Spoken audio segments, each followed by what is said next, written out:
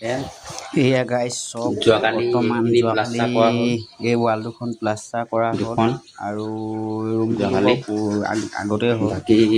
আজি বৰ্তমান কৰি থকা হৈছে মাটিখিনি আৰু ইটাখিনি ছাইড কৰি থকা হৈছে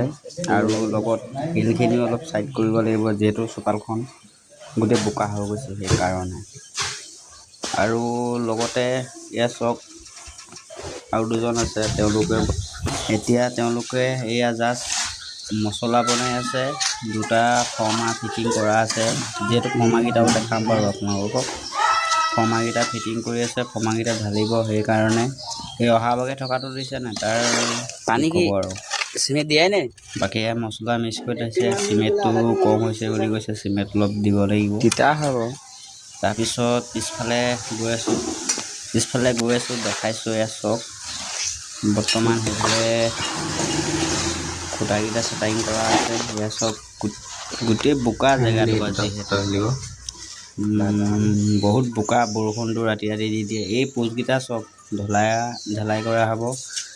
বাথৰুমটো বা ভিডিঅ'টো বহুত দিন হ'ল দিয়া বাথৰুমটো ক্লিয়াৰ কৰিব পৰা যোৱাই নাই আৰু লগতে মাটিখিনি আনি ইয়াত দি থকা হৈছে